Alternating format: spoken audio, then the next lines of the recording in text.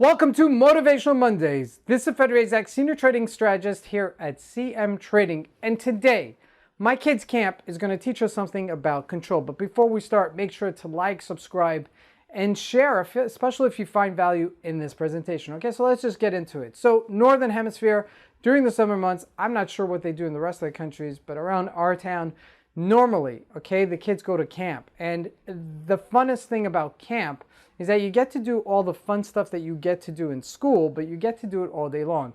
You're social with your friends the entire time. You're surrounded around activities that are fantastically fun. Swimming, playing ball, all kinds of fun kind of activities, color war, everything is just on a big high. And the kids love it. They look forward to it.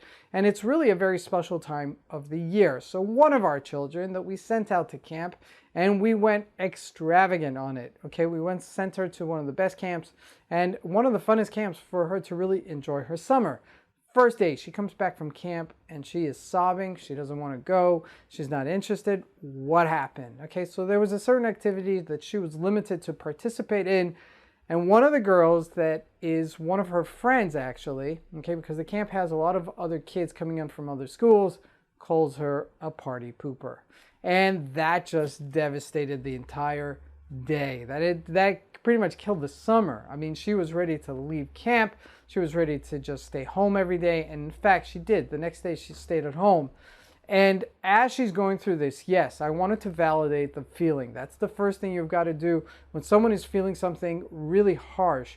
Don't try to fix it. Just try to first validate it. Give them that feeling that they're being heard, but because to her, it's the end of the world, right? This girl made fun of her, and especially it was one of her friends that she kind of felt betrayed by.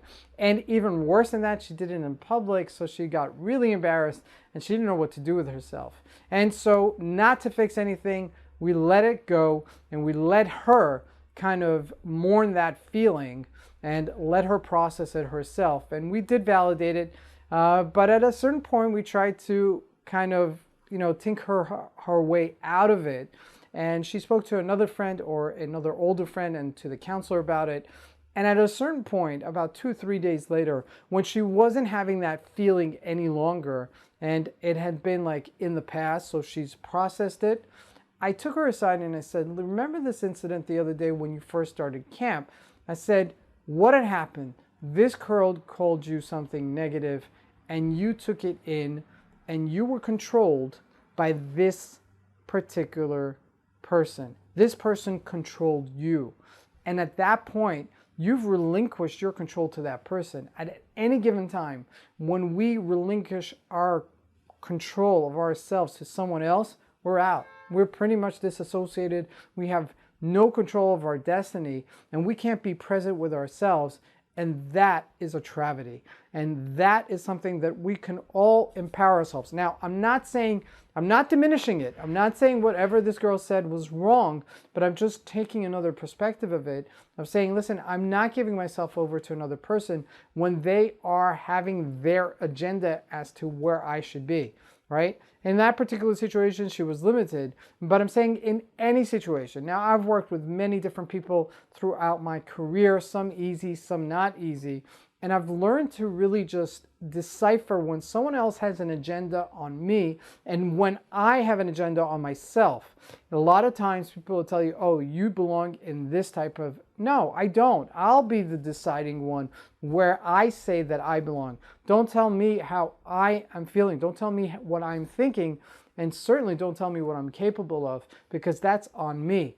That is my capacity to fulfill, not yours to dictate to me. And I think that that's a lot of times when we're in families, in a family unit, it happens often where you have like someone gets that nickname as being the joker or being the one that's lazy, and it's wrong. Okay, first of all, don't label it. That's for sure not. But I'm saying at the least, don't let them fall prey into a narrative that you are creating for that person, at least in the family unit, right? At any given time, okay, we can create our own narrative as to what the situation is and who we are in that situation. Are we going to be the victim? Are we going to be the one that's the hero? Are we going to be the one that's the villain? We decide, and we have that control. And we are empower ourselves to do that only when we take control of ourselves. When we take control of our essence, of our being, we can then dictate to the world what narrative we want, not the other way around. And if you look at world leaders, you kind of see that happen when there's like these big summits, right? Where Donald Trump comes in and he's like taking control of the situation because he doesn't want to live somebody else's narrative. I'm not saying it's right, okay? Or someone else is coming in. One of the other major powers like Putin comes in, right? And he doesn't want to live Donald Trump's narrative, right? So each one is living their own narrative. Some people will call it ego, but you could also look at it from a perspective where it's someone being true to their narrative, to their goals of what they want to accomplish in that particular situation.